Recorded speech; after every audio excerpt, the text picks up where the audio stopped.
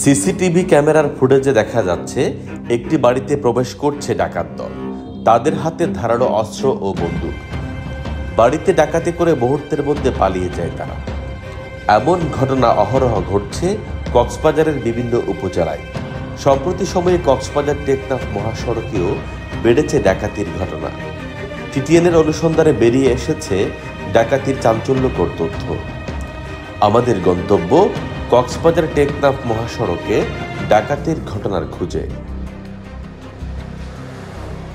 কক্সবাজার টেকনাফ মহাসড়কের রামুর খুনিয়াপালং এলাকার রাবেতা হাসপাতাল নামক এলাকায় দিন দুপুরে লাঠিসোঁটা নিয়ে সড়কে অবস্থান করছেন কয়েকজন যুবক। কাছে যেতেই আরো পরিষ্কার ধারণা পেলাম তাদের কাছে। লাঠি নিয়ে অবস্থান নেওয়া যুবকরাই রাস্তা পাহারা দিচ্ছে। এই এলাকায় প্রতিনিয়তই ঘটে ডাকাতির ঘটনা, তবে রাতের পাশাপাশি দিনেও বেড়েছে ডাকাতি। সচরাচর ডাকাতি বেড়ে যাওয়ায় আমরা এইটা নির্জন এলাকা হওয়ায় রাতের পাশাপাশি দিনেও পাহারা দিচ্ছি, যেন ওনারা ডাকাতি করতে না পারে। রমজান আলী নামের এই যুবক এলাকার তরুণদের ভালো কাজে উৎসাহ দেন। তরুণদের একতাবদ্ধ করতে কাজ করেন তিনি। ডাকাত প্রতিরোধে কাজ করতে গিয়ে ডাকাতদের কাছ থেকে পেয়েছেন হুমকিও, তারপরও থেমে যাননি তিনি।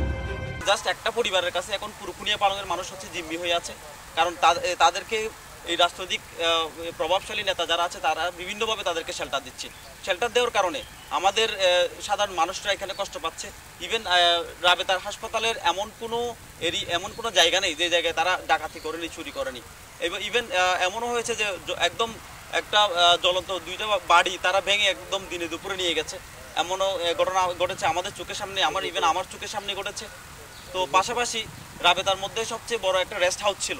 এই রেস্ট হাউসটা তারা নিতে একদম দরজা জানলাতে নিচে পুরো ভেঙে ইট পর্যন্ত নিয়ে গেছে। এক সময়ের নামকরা রাবেতা হাসপাতাল এলাকার পেছনে ডাকাতরা আস্তানা গেড়েছেন। সড়কে ডাকাতের পাশাপাশি বাড়িঘরও লুটপাট করে নিয়ে যায় বলে অভিযোগ এলাকাবাসীর। মান্নান, তারপরে লালু, করিম, মালেক, তারপরে জৈনাল, তারপরে রুবেল, তারপরে আরেকটা আছে জৈনাল। এগুলো চুরি ডাকাতি এমন একটা দিন নেই যে রুট থেকে সিএনসি ডাকাতি এরকম বৈশ্বিক ইনকাম মধ্যে আছে। এইটার জন্য কিছুদিন আগে আমরা এই গ্লোবাল রাস্তার মাথায় মানববন্ধন করছিলাম। ওই মানববন্ধন করছিলাম এদের জন্য। এর পরে ডিসি সাহেবের কাছে, এসপির কাছে, টিউনোর কাছে, সেই র্যাবের কাছে, সেনাবাহিনীর কাছে, সবার কাছে তারা সইয়া দিচ্ছে, কোনো ক্ষতি করতে পারে। স্থানীয় চেয়ারম্যান আব্দুল হক মুঠোফোনে টিটিএনকে জানান, ডাকাতদের কাছে তিনিও অসহায়। এলাকাবাসীর সহযোগিতায় ডাকাতদের ধরিয়ে দিলেও আইনের ভাগ করে বেরিয়ে গিয়ে আবারও ডাকাতি করে তারা। এরা অনেকদিন যাবত ডাকাতি করতেছে, কিন্তু আমরা দৌড়ে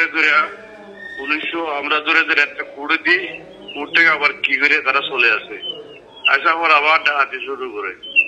এখন তাদের জ্বালা তো এলাকার মানুষজন অতিষ্ঠ হয়ে গেছে। আজকেও নাকি একটা ঘটনা ঘটেছে, আমি এখানে গেছিলাম, তাদেরকে ফাই নেই। মানে এলাকার মানুষও কেউ বইয়ে সাহেবদেরকে শিক্ষা করে না, এদের বিরুদ্ধে যায় না।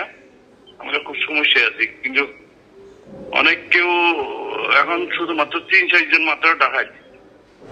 তারা লিঙ্গুর দিয়ে সিএনজিতে উঠে এখানে এসে প্যাসেঞ্জার হিসেবে উঠে এখানে এসে বললে আমাদের প্যারেড নামাই দিয়ে বলে তারা ডাকাতি করে জাহাজ নিয়ে যায়, কিন্তু রাত্রে তারা এখানে থাকে না। পুলিশ বলছে ডাকাত প্রতিরোধে কাজ করছেন তারা। অভিযোগ পাওয়ার সাথে সাথে ব্যবস্থা নেয়ার কথাও জানান পুলিশের এই কর্মকর্তা। রামু রাবেতার হসপিটালের আশেপাশে এলাকায় যে সড়কে ডাকাতির ঘটনা, এই ঘটনা এরকম কয়েকটি ঘটনা আমাদের নজরে আসছে, কিন্তু সুনির্দিষ্ট কোনো অভিযোগ না পাওয়ায় আমরা এগুলো ফোকাস করতে পারছি না। তারপরও আমরা যারা এই ঘটনাগুলোর সাথে জড়িত এবং এইগুলো যেন তাদেরকে আইনের আওতায় আনার জন্য কাজ করছি, এবং এই এলাকায় যেন মানুষের চলাচল নিরাপদ থাকে সে লক্ষ্যে আমরা টহল জোরদার করেছি। খুনিয়াপালং এলাকার চিহ্নিত ডাকাতদের মধ্যে রয়েছে আব্দুল খালেক, রাজ্জাক, করিম, মান্নান, জাহেদ, জয়নাল ও রুবেল ডাকাত। News desk, TTN.